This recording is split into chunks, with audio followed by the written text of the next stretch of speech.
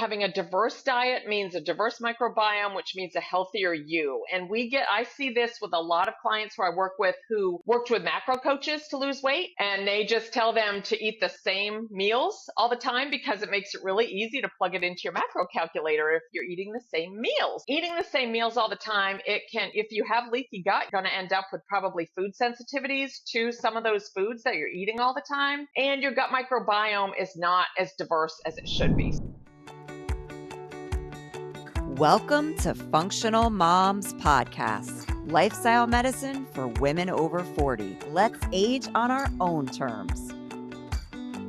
We are going to talk about all things irritable bowel syndrome, which is otherwise known as IBS. According to the American College of Gastroenterology in the United States, it is thought that up to 10 to 15% of adults suffer from IBS symptoms, and it's one of the most common disorders seen by doctors. Women are more likely to develop IBS than men. Rebecca Arsena is a certified functional nutritional counselor and national board certified health and wellness coach. She is helping people to get to the bottom of their symptoms when conventional medicine has told them that everything is normal, but they still don't feel well. She is also a married mom of a teen daughter. Rebecca has suffered from IBS symptoms herself, so she understands the struggle. And I have to mention that I also have suffered from this on and off since my 20s. And so I'm really excited for our conversation today. Rebecca, thank you so much for coming on the show. We would like to start off by asking you to explain IBS to our audience. Sure. Thank you so much for having me. I'm so excited. I get really passionate when I start talking about all things gut related. And it's funny, I had a friend recently say to me that knew me from high school, and she said, "Who would have thought you'd have been talking about this stuff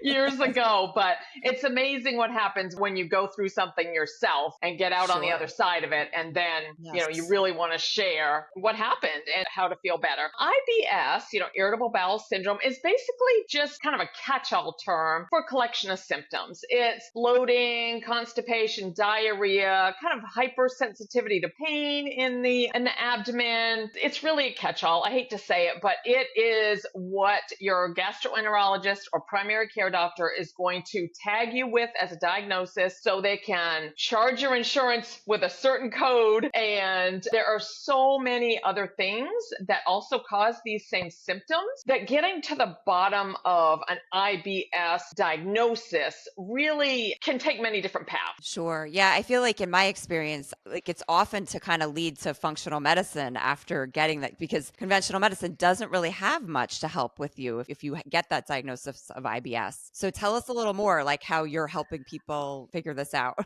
Yeah. Can I give just a quick little snippet of what I went through? Is that okay? I won't take a lot of time on it, but just to give people an idea. Yeah, absolutely. Yeah. So I spent years with abdominal pain and constipation, bloating, and got no answers. I went to my doctor. They sent me for an x-ray, and then I had the ultrasound, and then I had the CAT scan, and then I had the upper endoscopy, and then I had the colonoscopy, and I went to the gastroenterologist, and they said, take some Citracel, and here's a prescription for Linzess, which is an IBS medication. That's when, I went to the GI doc, and he's like, "Oh, you have IBS." And I thought, that's not an answer. I know I have these symptoms, so you telling me that I have this IBS is not an answer. So I go to the pharmacy to have this prescription filled, and it's going to be $100 a month. And I said, I'm not spending $100 a month to poop. I'm sorry.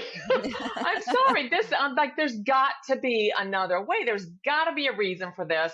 There just has to be. So I started doing research myself. I ended up taking out a personal loan to take my first functional medicine course. I found a local functional medicine practitioner. And when I went to her, she finally listened. When you have been going round and round in the traditional medical system for years and just being handed prescriptions or being brushed off or being told it's stress or it's your age or, it's just drink more water and eat more fiber. That's like the catch here. Have some, magnesium or have some Metamucil and drink more water. And that's all they give you. When you finally sit down in front of somebody that is listening to you and acknowledging that what you're feeling there's a reason for it. I mean, I finally felt hope for the first time in decades. And with that functional medicine approach, we did some gut health testing. And while we were waiting for the test to come back, we supported some of my digestive function that was suboptimal. And I came back with an overgrowth of a pathogen that the functional medicine practitioner had never seen that high before. So Wow. it was off the chart. She's been in practice 25 years, never seen one that high. There was a reason other than drink more water and eat more fiber that I was not feeling well. Can you talk about that thing that she found that she never saw that high before? So for the Yeah, it's called cryptosporidium, and it was a pathogen that usually comes from contaminated water or food, and we think we traced it back to contaminated well water when I lived back in New Hampshire, and by the time I saw her, I probably had that in my system for, 15 years. So there was a reason that I still had so much digestive distress, even after drinking more water and eating more fiber, because there was something that needed to be eradicated in my system. And I'm not one with my clients that starts with testing, because I believe there's a lot we can do to support digestion and to support a healthy gut. But I had tried all of that. And so that's why, by the time I got to her, testing was like a no-brainer. We needed to see what was going on in there. Right. I mean, I guess my question would be like, when you say that, I'm just thinking like, well, you were living in New Hampshire when you were drinking that well water, you had moved. How was it that was still in your body? I had not done anything to get rid of it. And the certain microbes and certain pathogens just thrive on, in our environment. And when I moved here, I was not, whole new experience. I didn't know anybody here, brand new job. I was in my 20s. I was out drinking on the weekends. I wasn't sleeping. I was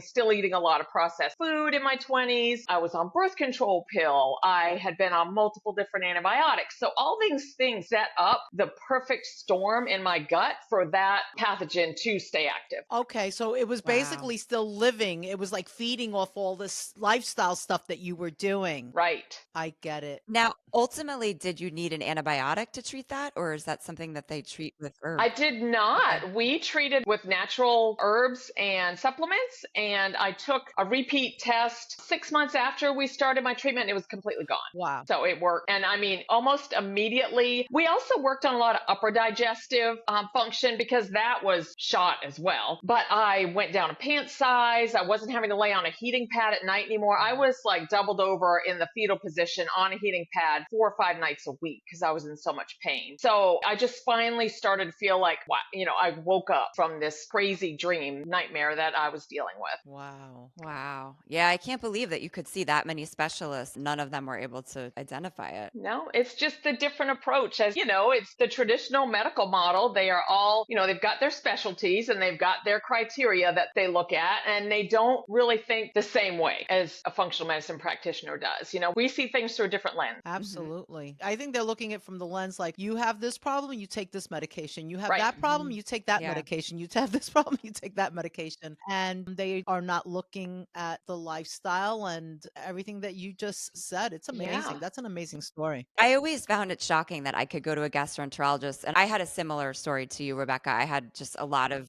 bloating and issues with my gut. And I did have as well, when I finally went to a functional doctor, I had some kind of parasite that you find in water that I was able to treat with herbs, similar story like that. But in general, it's just amazing that they don't even mention your diet when you go to a gastroenterologist. Like, it's never even brought up. They're not interested. And I was told the same thing. They would say, take Metamucil or eat Fiber One cereal. And I would just get more and more bloated and more miserable. Yeah. And you feel really sad because you're doing what they say. And you're like, what is going on here? Like, is it me? Like, what am I doing wrong? And then that leads to like depression, and because you think, like you said, I'm doing everything right. What's wrong with me? It's a cascade. It really is, of emotion. So that's great. What are some of the other causes of IBS? I know you guys both actually talked about like the water. Yep. Stress is huge. Different toxins in our environment. Medications, like I mentioned, birth control pill does a lot of damage to the gut. Proton pump inhibitors, antibiotics, those sort of things. Food allergies or sensitivities can damage the gut. So there's infections, which we talked about with the parasites and Sure. Yeah, and the gut health testing. But yeah, those are some things that can cause IBS and just a kind of dysfunctional gut brain connection.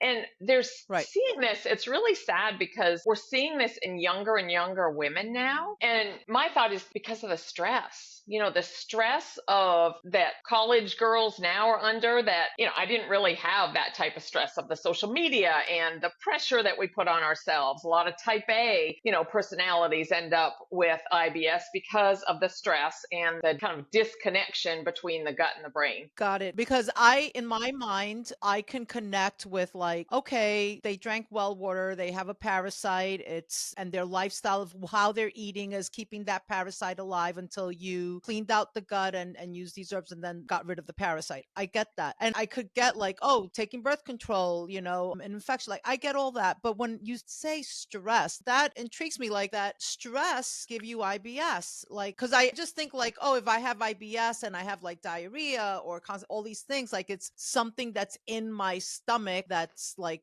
messing things up and they're like some type of living, horrifying species. Right. Some of these things that you see online. Oh. Yeah. So Yeah, exactly. stress can do a lot of damage to the gut, multiple different reasons for it.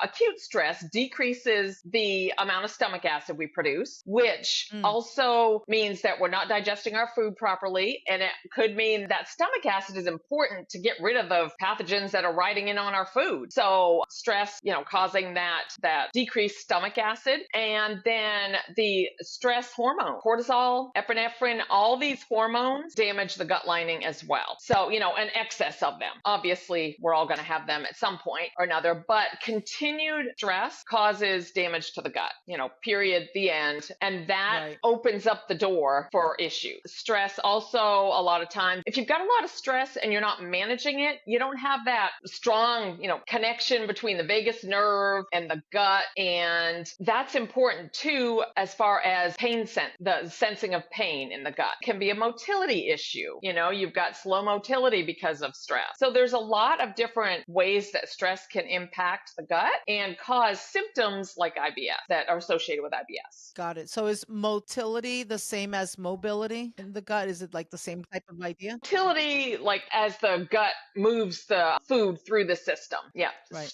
Excess stress will slow your digestion because when you're in a fight or flight state, your blood gets sent to your arms and your legs to, flee from whatever stressor you are encountering. And it basically shuts down your digestion. You don't need to reproduce. You don't need to digest when you're trying to run from a tiger or whatever. So your motility gets slowed. Got it. So when you think of motility in the gut, you're thinking of like when we think of mobility with our physical being, like we can't move as well. It's the same thing with Our food. Yeah. The food's just not moving through. And the longer it stays in your system, the more toxic it gets, the more chance you have getting things like small intestinal bacterial overgrowth and other pathogenic overgrowth the longer that food sits in your system. Wow. Okay. So Yeah. I really have a real good vision now. It's interesting because it seems like such a maybe that's why conventional medicine has so much trouble with IBS, because there's so many pieces here that you're mentioning, like you're saying birth control, you're saying stress, could be something like a parasite that we picked up that we didn't know. There's just all these factors that I feel like conventional medicine just doesn't look at. And so I even think back, I was a huge antibiotic, like as a kid, I was on antibiotics a lot. Yeah, So a lot of us I'm were. sure by the time my 20s, I was taking the birth control pill, drinking tons of alcohol. I mean, it's like the perfect storm for IBS, probably under stress, like all of it. Usually I know a lot of your audience is, 40 plus. And by the time we get to 40, we probably have not gotten here unscathed, right? We have had some late nights. We have, fallen in love. We've been broken up with. We've had children. We have had to try to climb the corporate ladder. We've been on multiple medications for different things. So all of these things, by the time we get to our 40s, have built up. And that's why you're, seeing a lot of people dealing with these issues. Over exercising, is something that I find in a lot of my clients too. Under eating, over exercising, that's really hard on the gut too. And I don't know about you, but I got to my mid 30s and things didn't seem to be be like they were anymore, in my 20s, and things just didn't work. So if you're eating and exercising and nothing's happening, you think, I just need to eat less and exercise more. So you're at the gym 6 days a week instead of 4. You're eating 1,200 calories instead of 15. And all these things set up for gut dysfunction. Got it. So now that we have that part, I guess the next step would be, what are some solutions for people that are suffering these different types of IBS? Yeah, IBS. and like I said, there's so many different things that can be causing these specific symptoms that, it makes sense if maybe there's a food elimination diet that might be warranted. Stress management is huge. There's several different herbs that can help soothe the gut, like L-glutamine and aloe vera and ginger. Those sort of things are kind of soothing. People with IBS a lot of times too, struggle with what are supposedly the healthy foods that are high in FODMAP, which are fermentable oligosaccharides, disaccharides, monosaccharides, and polyols, basically a type of carbohydrate that ferment in the gut. And people with IBS, there's been a lot of research that shows that low FODMAP diets are a good intervention for people with IBS. And here's where it's really important to have someone kind of walk you through this as a coach, because these are foods that we think are healthy. They're apples, they're, avocado, they're honey, these foods that we think are, they're your Greek yogurt, all these things that are supposedly healthy, but people with IBS may not be able to tolerate some of these foods for short term. Lots of vegetables. I'm always after my clients, eat your vegetables. But with IBS,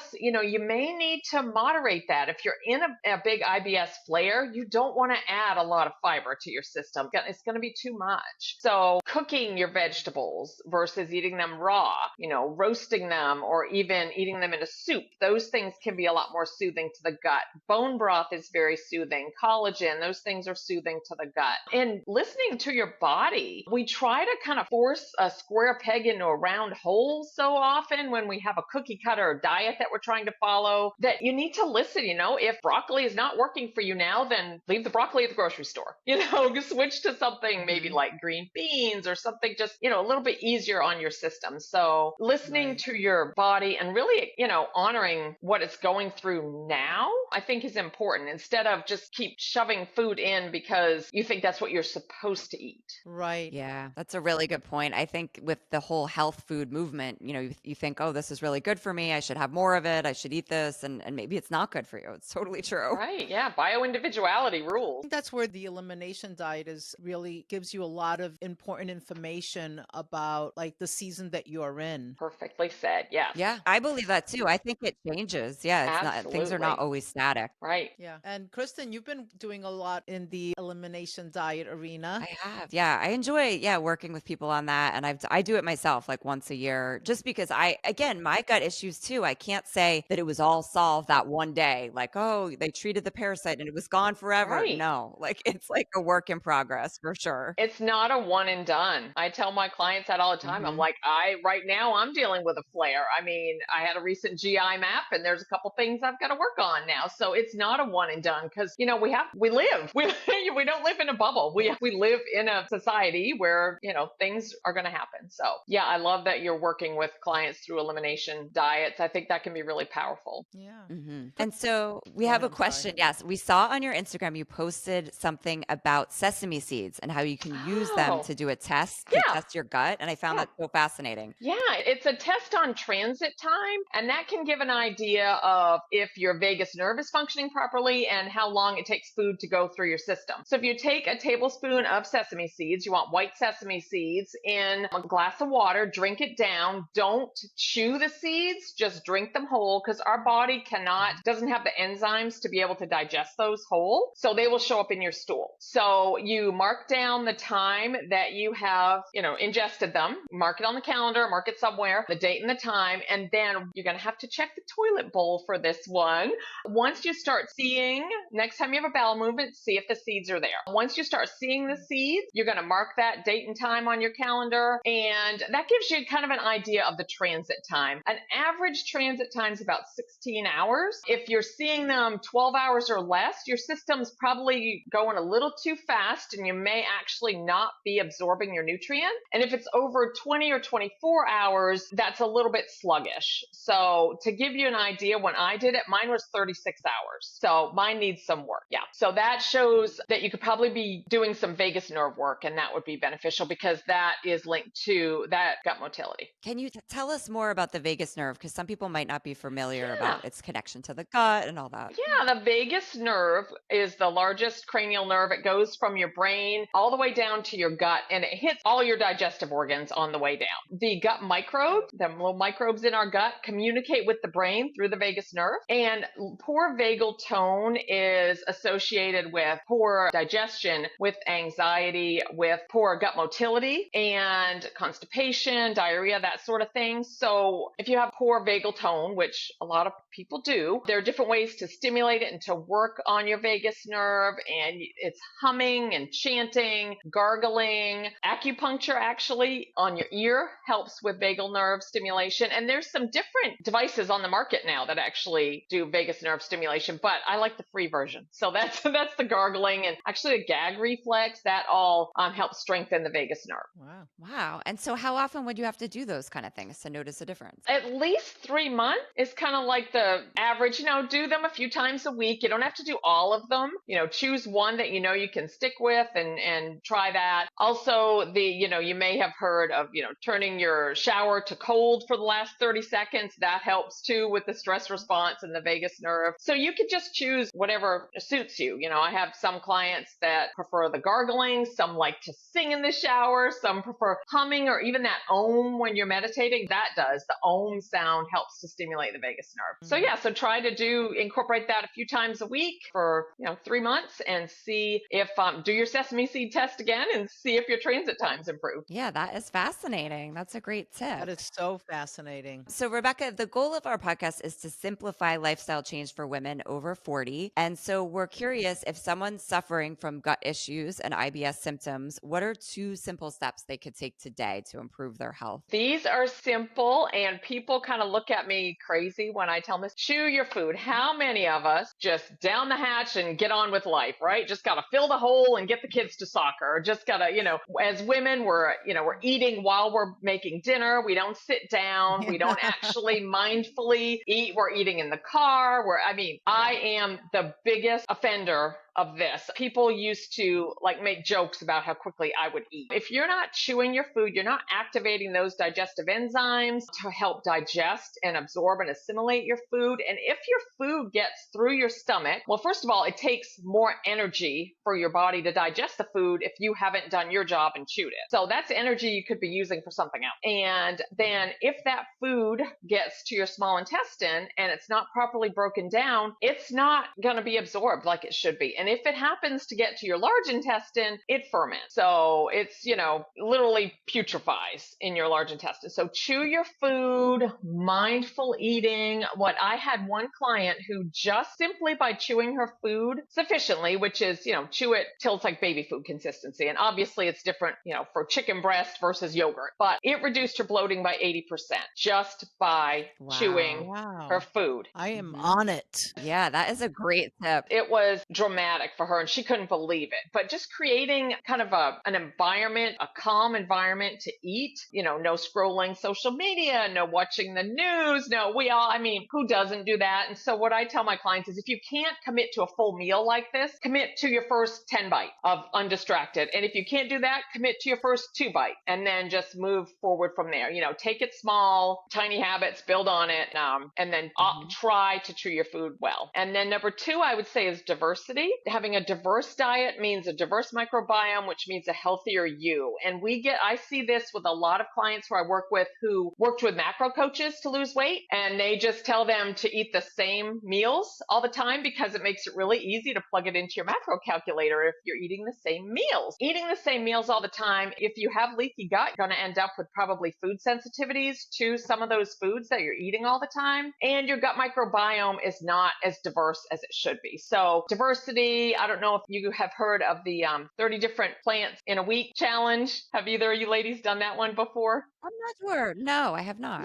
Yeah. It's for 7 days. Try to eat 30 different plant foods. And that can be anything from herbs and spices, and coffee counts too. You can only count each one once, but any vegetables, fruit, anything like that. And then just track them and see how many you can get in a week. And 30 isn't that hard to get if you're looking at spices, spice blends. A good salad mix can have like 6 or 7 different types of lettuce in there. So it's not that hard to do. One other thing I give my clients to do for diversity is called microbiome mash, which you take a bunch of vegetables, and sometimes you can add fruit in there too. Maybe vegetables that you don't normally eat, so that you can add that diversity. Chop them all up, throw them in your food processor, and then put it in a Ziploc bag, stick it in the freezer, and then 2 or 3 days a week, take that freezer bag out, break off a little chunk of that frozen vegetable mixture, stick it in a blender, put some water in there, blend it up, drink it down. So that is what I have to do with certain vegetables that I just don't particularly care for. I mean, I don't love leeks. I don't love onions. I don't love kale. Oh, I said it. I don't love kale. So there's certain vegetables that I know I don't eat on a regular basis that I'll put in my microbiome mash, and I can, swig a little 4-ounce thing of pureed vegetables. Right. A quick shot. Yeah. That's right. Yeah, for diversity. So yeah, chew your food and make sure your diet is very diverse. Yeah, I think too, as moms, like I find myself very often eating the same food over and over again It's because easy. it's quick, it's fast, Yeah. it's easy, So for sure, that's a good step.